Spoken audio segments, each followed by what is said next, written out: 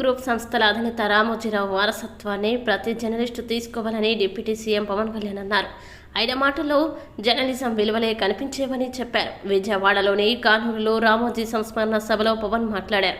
రాజకీయాల్లోకి వచ్చాక 2008లో ఆయన తొలిసారి కలిసినట్టు తెలిపారు. జనం కోసం రామోజీరావు నిజాయితీగా ఉండేవారని అన్నారు. ప్రజా సమస్యల పరిష్కారానికి ఎనలేని పోరాటం చేశారని కొనియాడారు. ఓనర్ అయిన శ్రీ గులాబ్ కుటారి గారికి, చిత్ర పరిశ్రమ అతిరథ మహారథులందరికీ, శ్రీ రామోజీరావు గారి కుటుంబ సభ్యులు, వారి అబ్బాయి శ్రీ సుమన్ గారికి, శ్రీమతి శైలజా కిరణ్ గారికి, శ్రీమతి విజయేశ్వరి గారికి, రామోజీరావు గారి మనవలకి మనమనాలకి ప్రత్యేకించిన హృదయపూర్వక నమస్కారాలు. ముఖ్యంగా ఆయనతో పాటు వెన్నంటే ఉన్న ఆయన ఈనాడు పత్రికా కుటుంబానికి, జర్నలిస్ట్ కుటుంబానికి, వారందరికీ కూడా నా ప్రత్యేక హృదయపూర్వక నమస్కారం. రామోజీరావు గారి గురించి అందరూ చెప్పిన దానికంటే కూడా నా పర్స్పెక్టివ్లో, నా అనుభవంలో నేను చూసిన రామోజీరావు గారిని మీ కొద్ది సంఘటనలు పంచుకుంటాను. రామోజీరావు గారు నాకు సినిమాలు ఉన్నా కానీ నాకు పరిచయం లేదు. ముందు షూటింగ్ ఆయన స్టూడియోస్లో చేసినా కానీ ఫస్ట్ టైం పాలిటిక్స్కి ఎంటర్ అయిన తర్వాత 2008లో ఆ సమయంలో ఆయనకి కలవటం జరిగింది. ఆయన మాట్లాడిన విధానం చాలా నిక్కచ్చిగా, ప్రజల పక్షపాతాన్ని. ఆయన మాట్లాడుతున్నంతసేపు నాకు మైండ్లో ఒకటే అనిపించింది, మనసులో జర్నలిస్టిక్ వాల్యూస్ని కాపాడటానికే ఆయన ఉన్నారు. ప్రజాక్షేమం, ప్రజా సంక్షేమం, ఈ పర్స్పెక్టివ్లోనే, ఈ కోణంలోనే ఆ చర్చ జరిగింది. నన్ను ఒకసారి ఆయన 2019లో ఒక లంచ్కి ఆహ్వానించారు వారి కుటుంబ సభ్యులతోటి.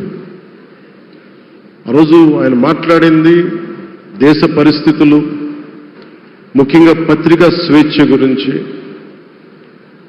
పత్రికా రంగం ఎంత కీలకమైంది. ఆయన ఎప్పుడూ కాంప్రమైజ్ అవ్వలేదు.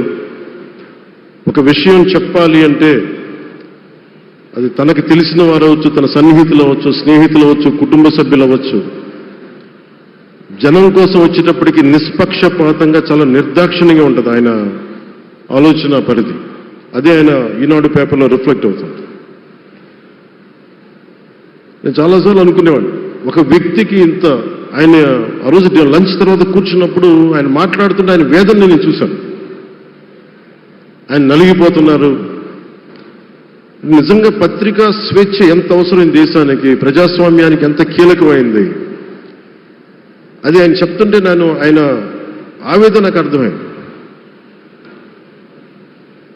అలాంటి వ్యక్తి మీద ఎన్ని రకాల ఇబ్బందులు పెట్టారో మనందరికీ తెలుసు. ఒక పేపర్ ఒకటే నడపటం చాలా కష్టసాధ్యమైంది. కానీ దాంతోపాటు ఆయనకి నష్టపోవడానికి, జనరల్గా అలాంటి విలువలు, కమిట్మెంట్ ఉన్నవాళ్ళు మిగతా వ్యాపారాలు అంటే ఆయన్ని అన్ని రకాలుగా దాడులు చేయడానికి చాలా తేలిక. అలాంటి దాడుల్ని తట్టుకుంటూ యాజ్ ఎ జర్నలిస్ట్ ఆయన అన్కాంప్రమైజింగ్ యాటిట్యూడ్, అన్కాంప్రమైజింగ్ వాల్యూర్, అవన్నీ ఆయన్ని నాకు చూస్తే చాలా చాలా ఆనందం వేస్తుంది. ఆయన ఒకటే చెప్పారు నాకు, your upcoming political leader, I wish you all the best. నీ జీవితంలో నువ్వు కాంప్రమైజ్ అవ్వకు, what ever you believe in, నువ్వు ఏదైతే నమ్ముతావో దాన్ని త్రికరణ శుద్ధిగా చేయని చెప్పి ఆయన చెప్పింది నేను ఈ రోజుకి మర్చిపోలేను. అలాంటి మహానుభావుడు సంస్మరణ సభకి నేను ఈరోజు ఇక్కడికి రావటం ఆంధ్రప్రదేశ్ ప్రభుత్వం భాగంగా నాకు నిజంగా చాలా ఆనందంగా ఉంది. రైట్ టు ఇన్ఫర్మేషన్ యాక్ట్ దారులు చూస్తూ ఉంటుంది. దాకా ఎగ్జిబిషన్లో 2008 రైట్ టు ఇన్ఫర్మేషన్ యాక్ట్లో ప్రజలకు ప్రతిదీ తెలియాలి, ప్రభుత్వంలో ఏం జరుగుతుంది, ప్రభుత్వం ఏం తీరుతులు ఎలా ఉంది అని. దానికోసం ఆయన అందరినీ కలిపి ఆంధ్రప్రదేశ్లో, ప్రత్యేకించి ఉమ్మడి ఆంధ్రప్రదేశ్లో ఆయన ఒక ఉద్యమకర్తగా కూడా వ్యవహరించారు. ఒక ఆర్టీఐ లాంటి థాట్ ప్రాసెస్ ఉండాలి అంటే ఒకటే ఉంటుంది, ఇది ఏమి జరిగినా ప్రజలకి తెలియాలి, ప్రభుత్వంలో ఉన్న రాజకీయ వ్యవస్థ ఏమి చేసినా ప్రజలకి తెలియాలి, వారికి అండగా ఉండాలని చెప్పి ఆయన చేసిన ఈ యజ్ఞం చాలా జటిలమైంది, చాలా కష్టమైంది.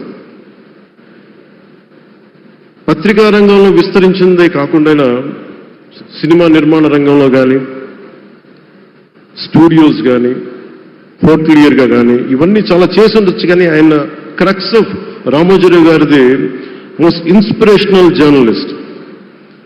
ఇందాక కొల్లూరు పార్థసారథి గారు చెప్పిన, ఇందాక అమరావతి నుంచి నాయ ఎమ్మెల్యే గారు మాట్లాడినా కానీ, పార్థసారథి గారు చెప్పినా కానీ ఆయనకి ఖచ్చితంగా ఒక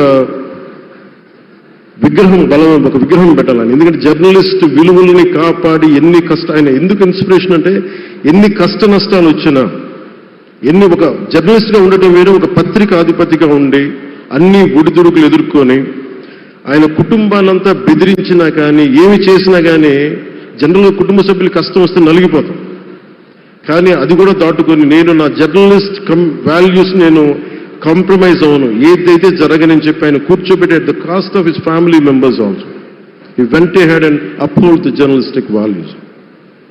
వారికి దానికి చాలా చాలా సాహసంగా నాకు చాలా ఆనందం వేసింది. ఆయన ఆఖర్లు ఎలక్షన్ రిజల్ట్స్ వస్తాయి, ఎప్పుడు వస్తాయి వీటన్నిటి అనుకున్న టైంలో నేను ఒకటి అనుకున్నాను, ఆయన ఆరోగ్యం క్షీణిస్తూ ఉంది, బాగుండు, ఆయన ఈ విజయ వార్త వింటారా లేదా అనేది నేను ఒకటి ఆలోచిస్తూ ఉన్నాను. సో నేను శ్రీమతి శైలజా కిరణ్ గారిని, సుమన్ గారిని, శ్రీమతి విజయశ్రీ గారిని అడిగినప్పుడు నేను ఒకటి అడిగాను, ఆయన విన్నారా అండి, ఆయనకి మాటలు వినిపించినాయా? అందరూ చెప్తారు ఆయనకి వినిపించట్లేదంటే, లేదు, చాలా ఒక 24 గంటలు ఆ విజయాన్ని దశాబ్దం పాటు నలిగారు, దశాబ్దన్నర పాటు నలిగి ఆయన్ని